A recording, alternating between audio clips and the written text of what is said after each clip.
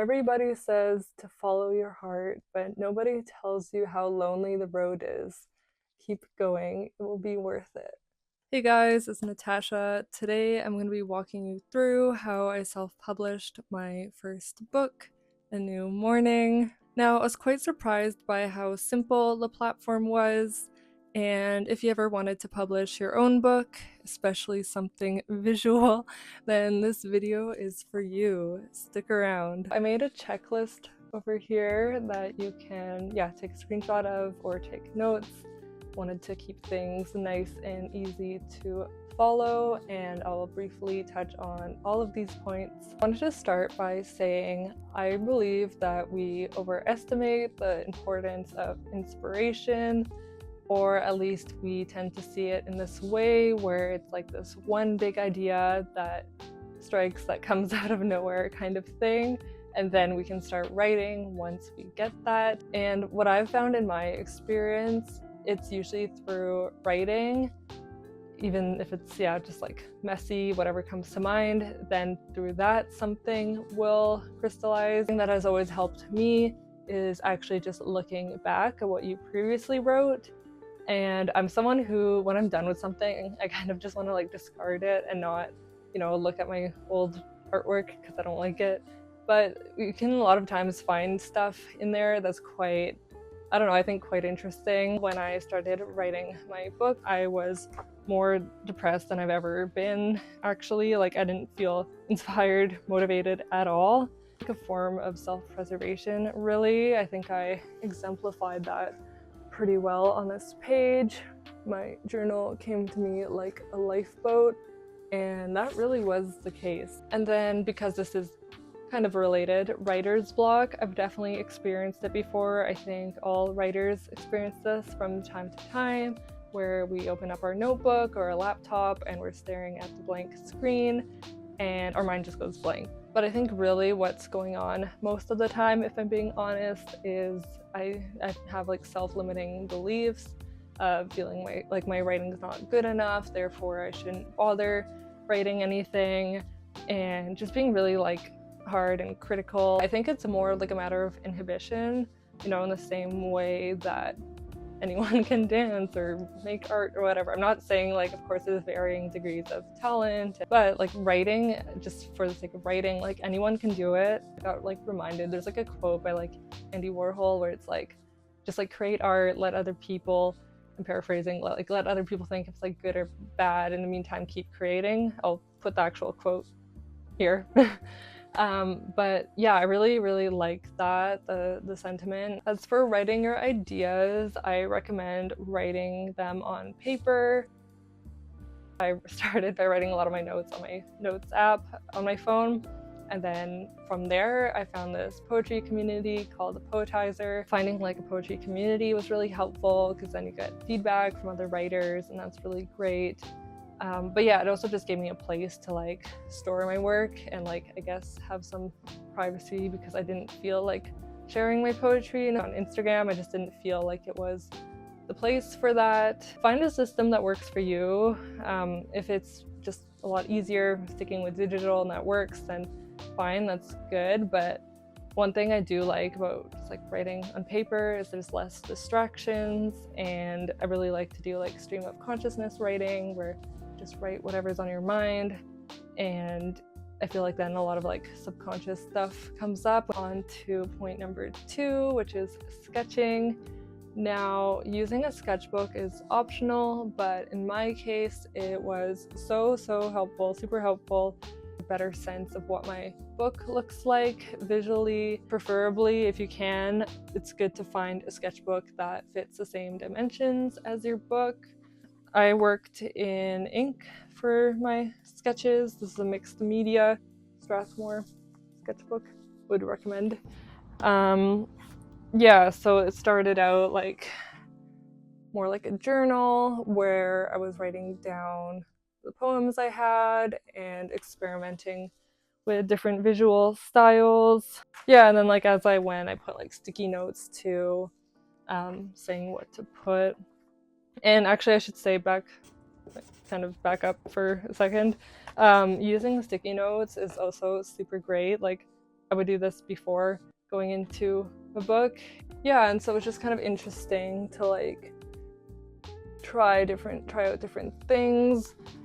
I mean, I like this, like it definitely feels a bit more like fine art, painterly. It's a really great way to, yeah, realize like what I like and what I don't, again, through the process of creating. So next comes editing.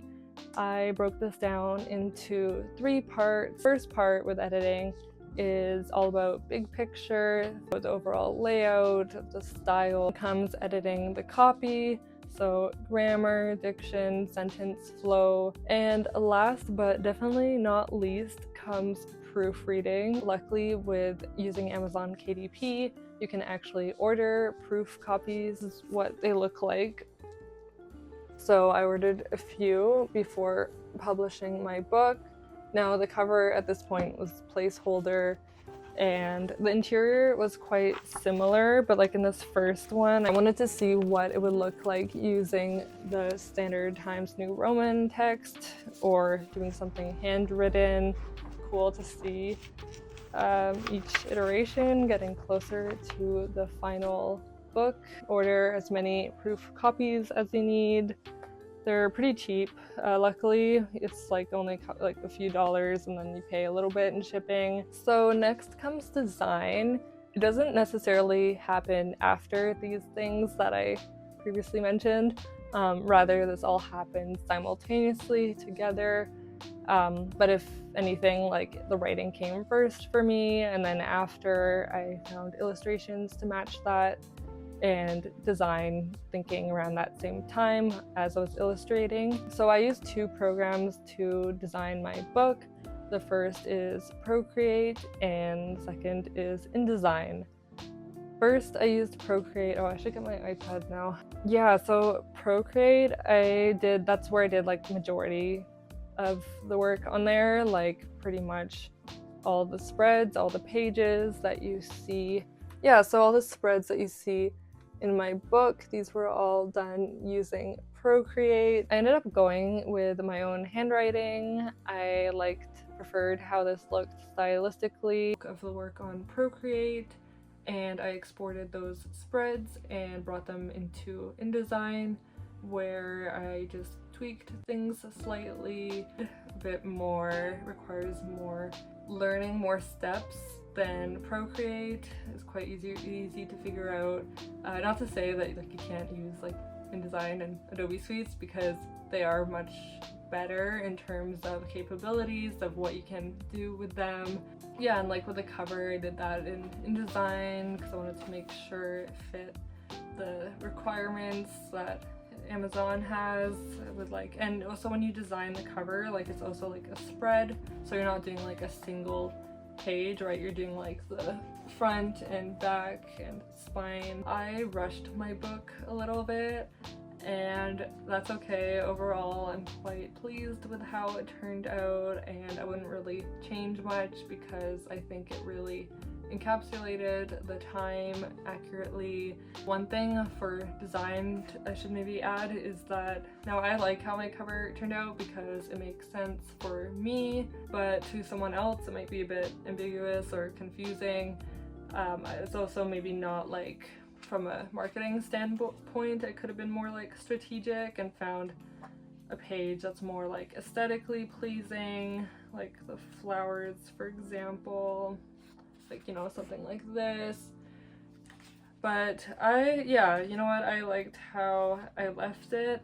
I think I just wanted to remind, you know, anyone if, because, well, just going back, like, for my book, like, I wasn't really thinking so much about, like, selling it. It was kind of like, if I sold any copies, then great, that's like a bonus, but I really just wanted to get a book done for myself. If your goal is to, you know, market your book more and sell some more copies, really important to be aware of your audience. Yes, your writing should be for yourself first and foremost. I think people really pick up on that, like if it's like authentic and coming from you, or if it's just entirely for an audience. But really you need like a balance. And yeah, I would just say, like, for your cover, like, maybe don't rush it, spend a little more time when you design it, when you create it, because let's face it, even though it's what's on the inside that counts, people aren't going to get to that until there's something that attracts them. After creating your manuscript, there's some more technical stuff to do. It's not like that scary, I promise. So first you need to register for an ISBN, and what this is, it's a number that gets assigned to every book that gets published, and Amazon provides this for you for free, and that's the option I chose. And at this stage, you're also writing your keywords, your description, your bio. I hate writing bios. I can write anything except for like an author's bio. Now you can move on to publishing.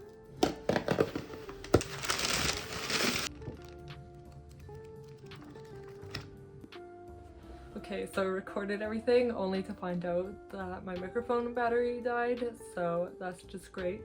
Moving on now though, I was on to publishing, I believe? Yeah. Now I chose to self-publish for 3 main reasons. First being it's the most cost-effective option, next is creative freedom, and lastly it's simple and straightforward. There is so much out there in terms of resources and information of people sharing their own experiences and stories, and yeah, I just love how accessible it is. Always exciting receiving your book in the mail, appreciating the fact that it's finally done, although there's still one very important last step. Now I can't talk about marketing without mentioning social media, and I'll get to that in a bit, but before that I'm going to say don't overlook the maybe more obvious things such as going to bookstores. Yes, you'll probably experience rejection, but maybe some store, probably a smaller independent bookstore, will be interested in taking your book, like on a consignment basis maybe. Also, aside from that, I just think it's so great to get outside, and especially after spending a lot of time, you know, on the computer, and us writers tend to be a more introverted bunch, so any chance where we can actually like get out and interact with the world is very nice, and also good for inspiration. Like what I said back with like writer's block, I think another good way to break out of that is to get outside, explore new places maybe, or do anything that would get you out of that autopilot mode. And same goes for libraries. Sometimes they have a local authors section that you can apply to. That is what I did, and even though you're not technically selling your book this way, you're still getting lots of exposure, and more so in a place where people are more interested in reading, so that's always good. Okay, moving on to social media. I choose to see it as a tool. I think the greatest danger lies in doom scrolling, but if we set limitations and are strict with, you know, setting boundaries, there is a way to use it in which it's still beneficial to us. The thing with followers, now generally having more followers means, well, yeah, you have a greater reach, so that's a huge advantage. That being said, I think what it comes down to is connection first and foremost. You need to have some kind of connection with your audience, and I think that when you have a smaller account, you actually have a unique opportunity to connect with people on like a closer level maybe. Yeah, I think people, when they sense that you're authentic and see value in what you're doing, they will stick around. So a moral of the story, it's quality over quantity, but quantity definitely helps. Also, I want to add, if there's a platform that's absolutely draining you emotionally, I just don't think it's worth it. I think it's important to find like a compromise. So for me, for example, like I know it wouldn't really be practical or helpful to delete or deactivate my Instagram account like completely, because it's still a way where people can find me and my work, but I could, you know, make a decision like I'm gonna post, or I'm gonna check in like at the end of the week or end of the month even, and leave it at that. So you're still, you know, using it every now and then, but in a way that is actually serving you rather than being a hindrance. Yeah, and then I'd encourage you to try out different social media platforms in terms of like marketing your work, and see which one is more effective and also which one you actually enjoy, you know, being on or using, because maybe you're really into like, I don't know, like the latest trend and good at kind of getting people's attention, like, and making these like short videos where you can, yeah, compact everything. And then yeah, maybe TikTok is for you, or Instagram, but I just know for myself that strategy doesn't really work. Long form content works better for me, so that's what I'm gonna stick to.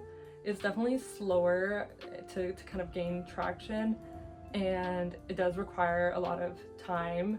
Yeah, there's a much greater investment initially, but like it's in a way where I don't feel drained by it. Like I actually enjoy learning how to like edit and like do stuff, so I like that there's some like fun in it as well. Otherwise I wouldn't be doing this if I didn't enjoy it. Also with YouTube, like I can make a video like this where I'm sharing, where I'm talking about self-publishing and kind of how that looks like, and hopefully, you know, you watching this can find some value from it. And that for me feels like fulfilling, and knowing that it's more purpose-driven, you could say. And my intent as well is to build some kind of community on here. And it's nice because yes, you know, I can make a video about like, yeah, self-publishing where I'm talking about Amazon KDP, but at the same time I can share my book, and this is another way to gain exposure, for example, but it's in a way where hopefully it doesn't feel pushy. I mean, I don't want to be like, buy my book, but like also, you know, you can get it if you want, but I just want it to be more like, yeah, I guess like helpful, because I know for myself I found so much value through watching other YouTube videos on so many topics, but also especially with Amazon KDP. Yeah, and I really want to add to that too, because I didn't see that many like illustrated poetry books out there. Okay, I think I'm gonna end it here because that was a lot of talking and it's getting dark. Thanks so much if you, yeah, made it to the end for watching. I hope you found this video helpful, and if you have any questions you can drop them down below. If you liked this video, you can check out some of my other videos.